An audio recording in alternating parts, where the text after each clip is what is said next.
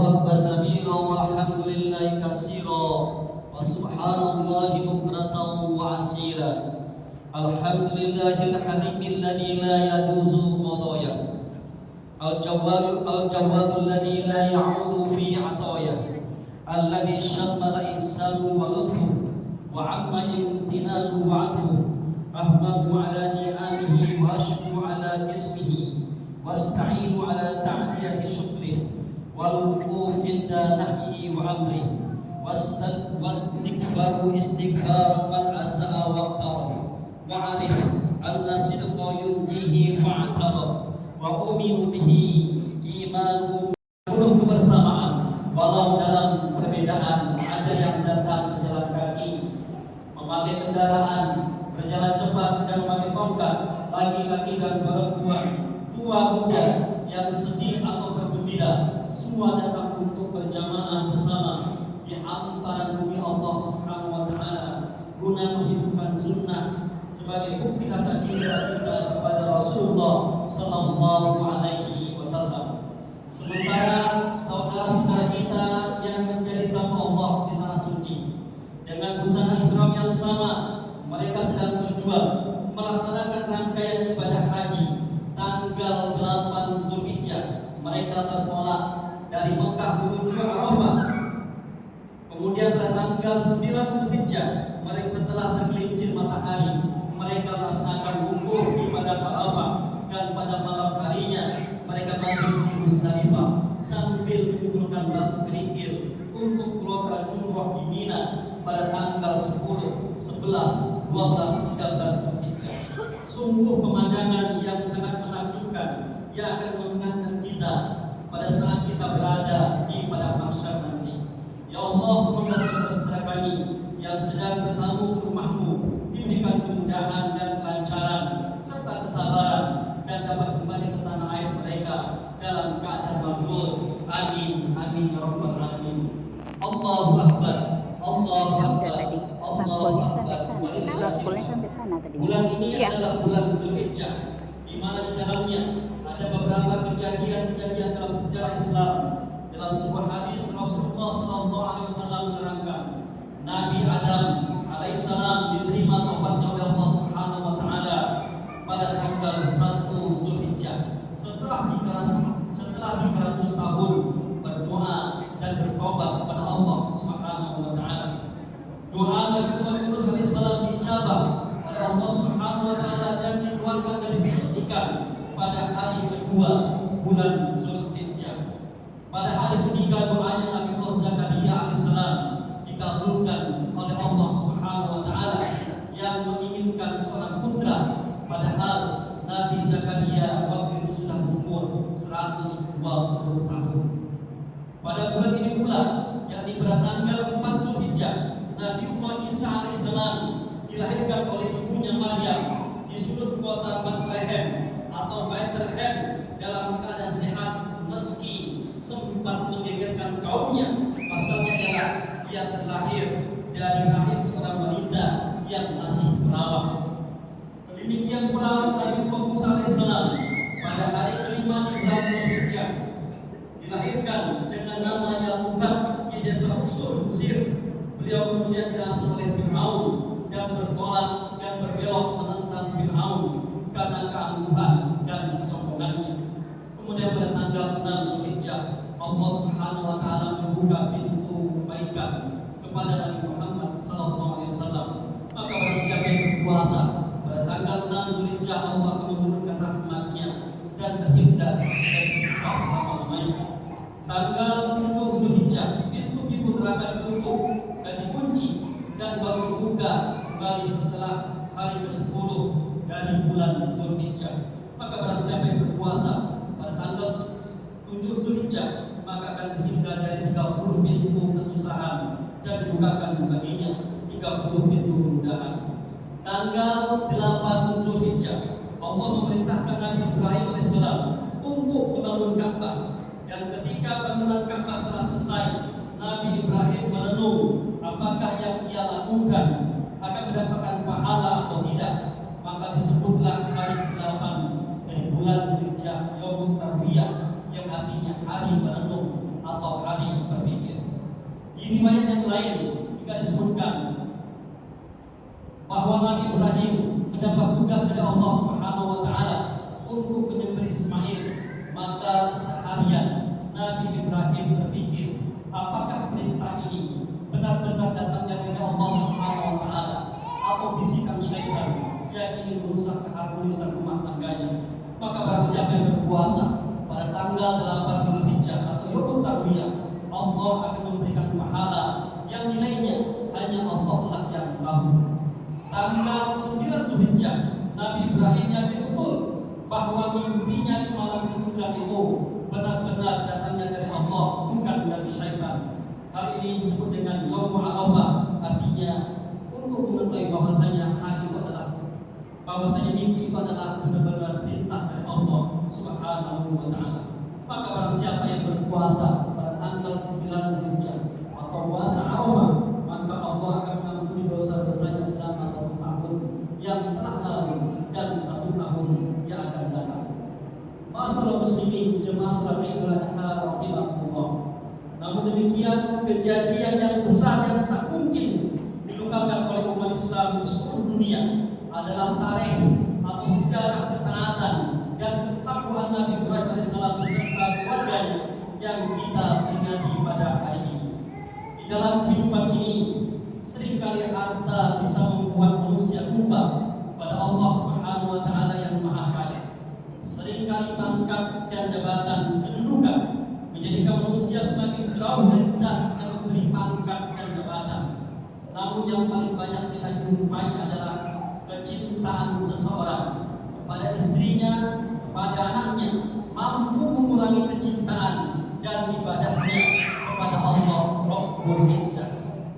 Dikisahkan sebelumnya bahwa Nabi Ibrahim alaihissalam adalah nabi yang sangat dermawan. Beliau biasa menyembelih 1000 ekor domba, 300 ekor lembu, 100 ekor unta untuk fisabilillah. Maka banyak orang yang kagum dengan kedermawanan Nabi Ibrahim. Bahkan malaikat pun kagum dengan apa yang dilakukan oleh Nabi Ibrahim.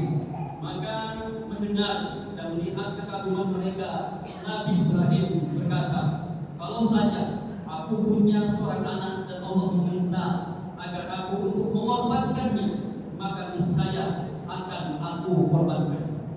Maka pada malam Tarwiyah tanggal 8 Dzulhijjah, Allah Subhanahu wa taala memuji ketakwaan Nabi Ibrahim alaihissalam. Beliau bermimpi diperintahkan, penuhilah nazarmu, yaitu menyembelih putra kesayanganmu.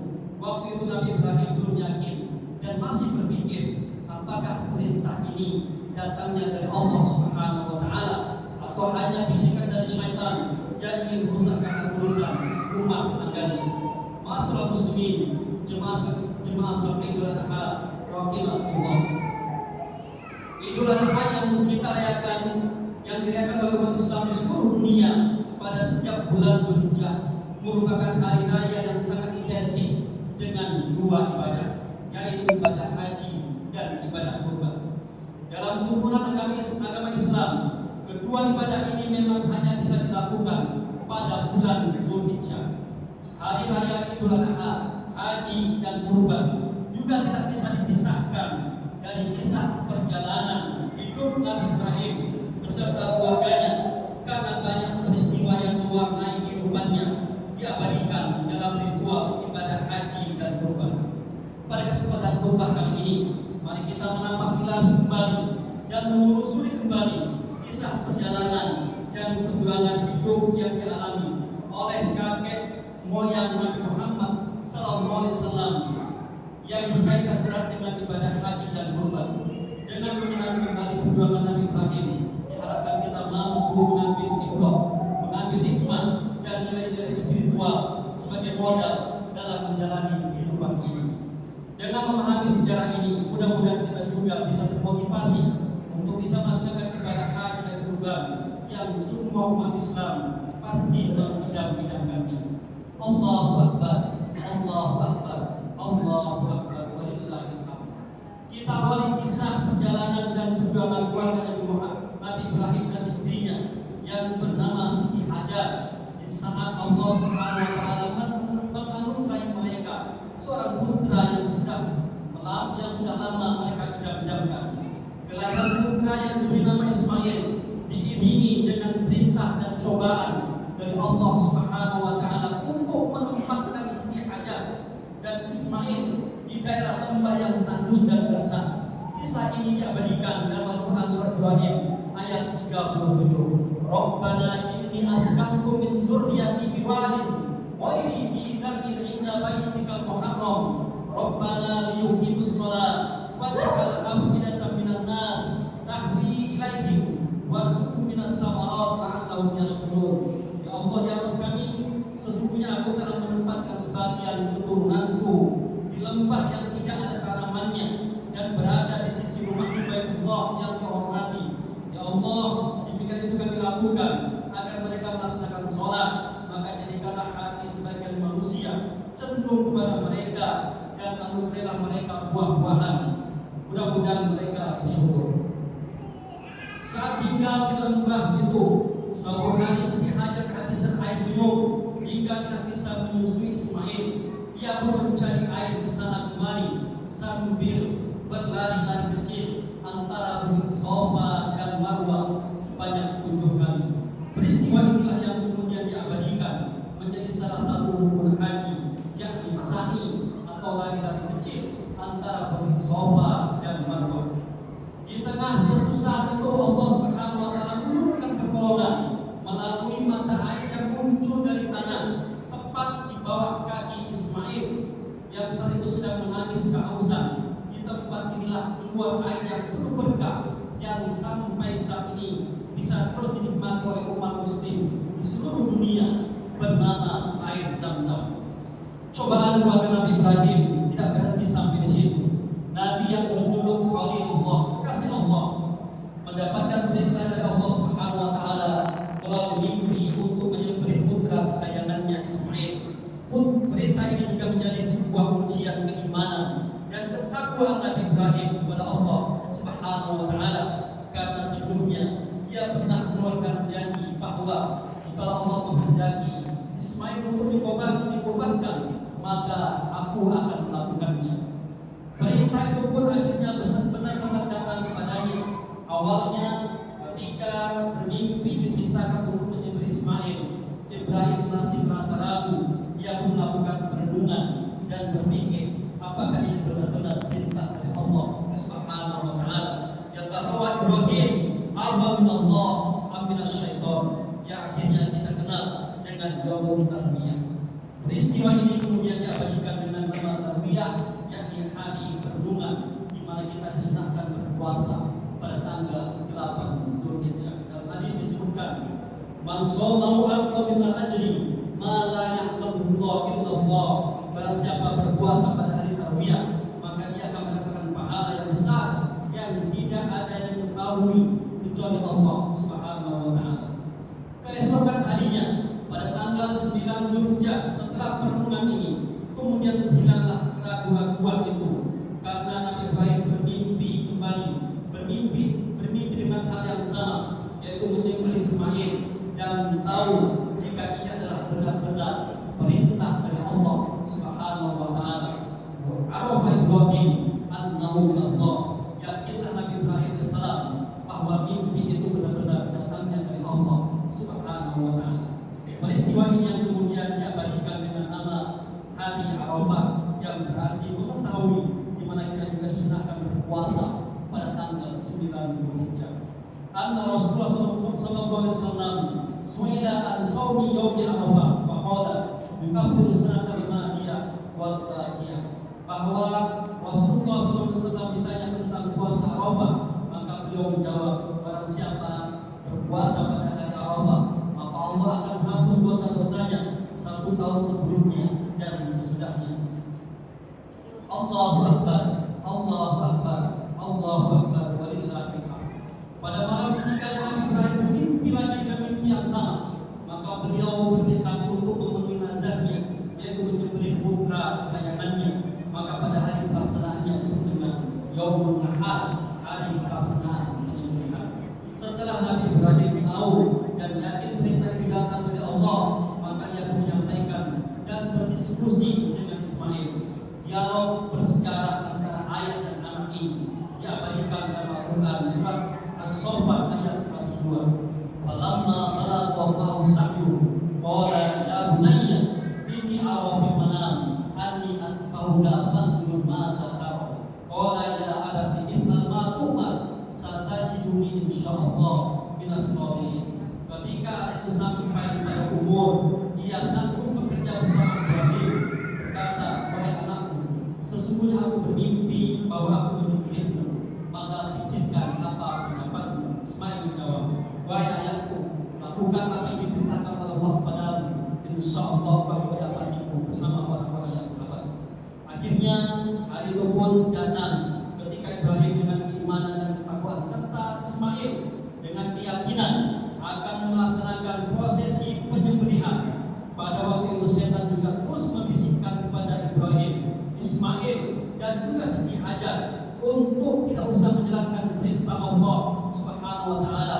Namun keyakinan mereka tidak goyah sedikit pun untuk mengusir setan yang mengganggu. Nabi Ibrahim pun melemparnya dengan batu yang kemudian peristiwa ini diabadikan dalam ritual ibadah haji, yakni Lautan Jumrah.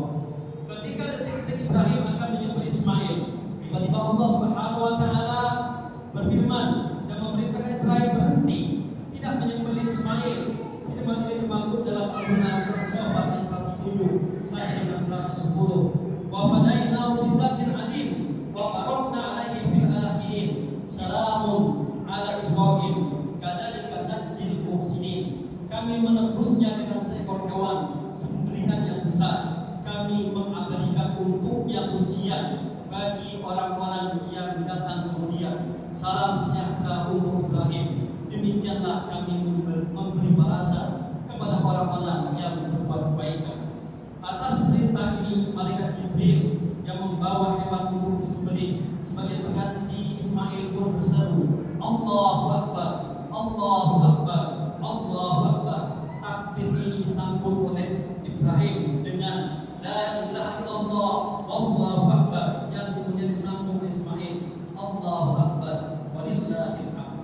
Dari peristiwa inilah umat Islam kemudian disyariatkan untuk menyembelih hewan kurban di hari raya Idul Adha pada tanggal 10 Zulhijjah.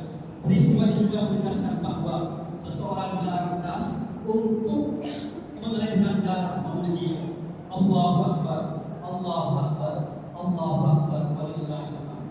Dari peristiwa bersejarah keluarga Nabi Ibrahim kita bisa banyak mengambil hikmah dan keteladanan, dimulai dari keteladanan perjuangan hidup sampai dengan keteguhan iman dan takwa dalam menjalankan perintah Allah dan menjauhi larangan-larangannya. Kisah-kisah Nabi Ibrahim yang termaktub dalam Al-Quran dan terwujud dalam bentuk ibadah seperti sa'i, Lautan Jumrah, puasa Tarwiyah, puasa Arafah, serta menyembelih kurban. Ini harus semakin meningkatkan keyakinan dan ketakwaan kita dalam beribadah. Karena memang tujuan dari diciptakan manusia di muka bumi ini adalah untuk beribadah kepada Allah Subhanahu wa taala. Wa ma khalaqtul jinna wal insa illa liya'budun. Allahu Akbar, Allahu Akbar, Allahu Akbar walillahil hamd. Dalam menjalankan ibadah haji dan kurban, kita membutuhkan keteguhan dan keyakinan yang kuat karena harus rela mengeluarkan harta yang kita miliki. Jika kita memiliki niat yang kokoh, maka haji dan kurban pun akan sulit untuk kita lakukan. Untuk berhaji, kita harus berkorban menyiapkan puluhan juta rupiah guna membayar perjalanan ke tanah suci. Ditambah juga kesabaran yang cukup tinggi karena kita harus rela antri bertahun-tahun karena banyaknya umat Islam yang ingin melaksanakan rukun Islam yang kelima ini. Untuk berkorban, kita juga harus menyediakan anggaran jutaan rupiah untuk membeli hewan kurban dan kemudian dibagikan kepada orang-orang lain. Ma'asyiral muslimin, jemaah salat Idul Adha rahimakumullah. Kita tidak perlu khawatir harta dunia yang kita keluarkan untuk berangkat ke tanah suci akan dibalas oleh Allah Subhanahu wa taala dengan kenikmatan kehidupan akhirat di surga yang abadi. Dalam sebuah hadis disebutkan, al-hajjul mabrur laisa lahu jazaa illa jannah. Tidak ada balasan yang pantas dunia surga Allah Subhanahu wa taala. Betapa penting ajaran menyembelih hewan kurban dalam Islam, sehingga Rasulullah SAW dengan tegas mengatakan, "Man wajada sa'atan fala yudhi wala yaqrabanna musallana." Barang siapa memiliki kemampuan tetapi tidak mau menyembelih hewan kurban, maka jangan sekali-kali dia mendekati tempat sholat kami. Dari tegasnya larangan Rasulullah, janganlah mendekati tempat sholat kami, sehingga sebagai ulama berpendapat bahwa menyembelih hewan kurban hukumnya adalah wajib atas mereka yang kaya. Namun pendapat yang lebih kuat menyatakan bahwa hukum berkurban adalah sunnah muakkad. Bila saat ini sebagian dari kita belum memiliki kemampuan berkurban, mudah-mudahan tahun yang akan datang Allah memberi kita rezeki yang cukup untuk berkurban, sebab pahala orang yang berkurban sangat besar sebagaimana diriwayatkan. Anna Dawud alaihi wassalam ilahi ma sawabu man dhaha min ummati Muhammadin alaihi wassalam qala sawabu an uqiya bi kulli syahwatin ala jasadi asyru hasanat wa abu anhu asyru sayiat wa arfa'u asudda wajah wa likulli walau bi kulli syahwatin fasrun fil jannah wa jariyatun min al-hurul 'ain wa markabun min zawatil ajhar. Yang artinya, sesungguhnya Nabi Daud alaihissalam bertanya kepada Allah, "Ya Allah, apa pahala bagi umat Nabi Muhammad yang berkurban?" Allah Subhanahu wa taala menjawab, pahala bagi orang yang berkurban adalah Allah akan memberikan ganti satu helai bulu hewan kurban dengan 10 kebaikan, dan Allah akan menghapus 10 kejelekan.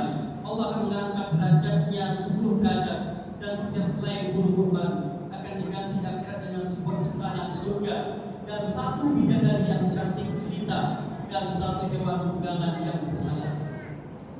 Sedangkan bagi mereka yang memiliki kemampuan berkurban tapi dia tidak mau berkurban sampai dia meninggal dunia, maka dikhawatirkan akan mati dalam keadaan su'ul khatimah. Allah, man kana lahu sa'atun falyudhi falyamut in sya'a yahudiyan wa in sya'a nasraniyan. Barang siapa, sesungguhnya Nabi Muhammad SAW bersabda, barang siapa memiliki kemampuan berkurban, ia tidak mau berkurban sehingga dia meninggal, maka bisa meninggal dalam keadaan Yahudi atau meninggal dalam keadaan Nasrani. Begitu juga dengan ibadah kurban. Rasulullah telah menegaskan dalam sebuah hadis dari Aisyah yang diriwayatkan oleh Imam Tirmizi dan Ibnu Majah, ma'amila adami min amali yawmin nahri ahabbu ilallah min ihraqid dam innaha la ta'ti yawmul qiyamah bi quruniha wa ash'ariha wa atlabiha wa anna dama la yaqa min Allah bi makanin qabla an yaqa min al-ard fa tuyyibu biha nafsan. Tidak ada suatu amalan yang dikerjakan oleh anak Adam pada hari Yaumul Nahar atau hari Idul Adha yang lebih dicintai oleh Allah Subhanahu wa taala dari menyembelih hewan kurban, karena hewan itu akan datang pada hari kiamat dengan tanduk-tanduknya, dengan bulu-bulunya, dengan kuku-kukunya. Dan hewan kurban yang disembelih akan sampai kepada Allah Subhanahu wa taala sebelum menetes atau jatuh ke tanah. Oleh karenanya lakukan juang untuk melakukannya. Jemaah kaum muslimin, jemaah salat Idul Adha rahimakumullah. Demikian khutbah Idul Adha ini yang mengangkat tentang kisah inspiratif penuh perjuangan dari keluarga Nabi Ibrahim yang diabadikan dalam ritual ibadah haji dan kurban. Semoga bisa menambah pengetahuan kita, sekaligus meningkatkan keimanan dan ketakwaan kita kepada Allah Subhanahu wa taala, dan semoga Allah Subhanahu wa taala senantiasa menurunkan hidayah dan rezekinya kepada kita semua. Kita bisa menjalankan tugas kita untuk beribadah, khususnya mampu untuk melakukan ibadah haji dan kurban. Barakallahu li wa lakum fil Qur'anil Karim wa nafa'ani wa iyyakum bima fihi minal ayati wal hikam. Aqulu qul hadza fastaghfiru innahu huwal ghafurur rahim.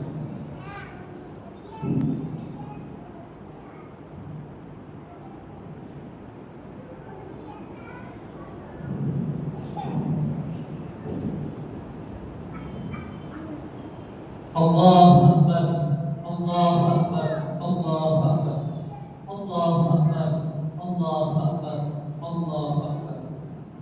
Alhamdulillahilladzi amarna bil ittihadi wal ittisam. Bihamdillahil matin.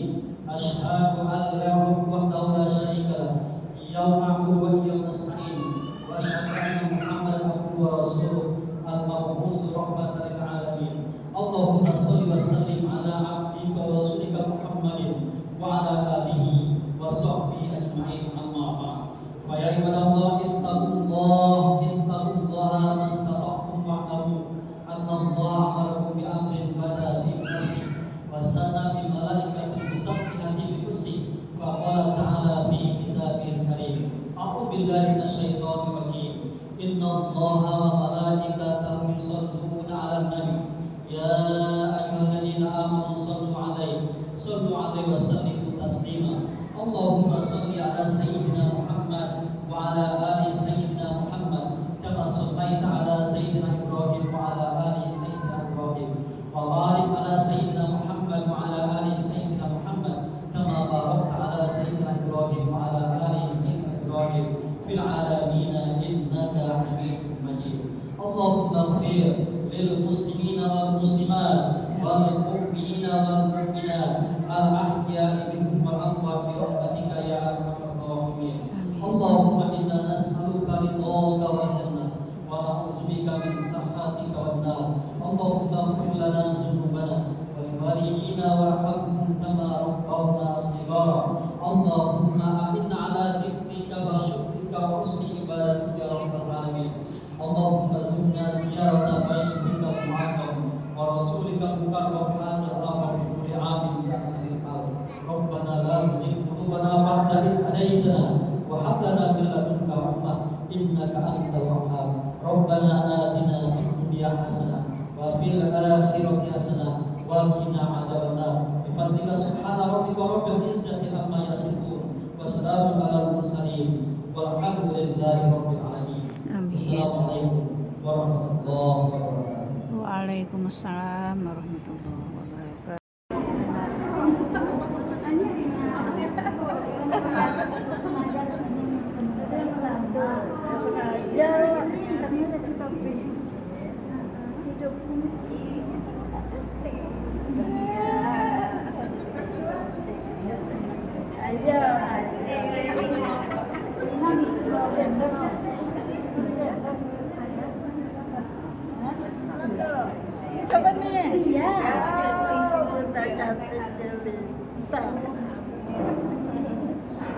Mana yang tadi udah sibuk sini.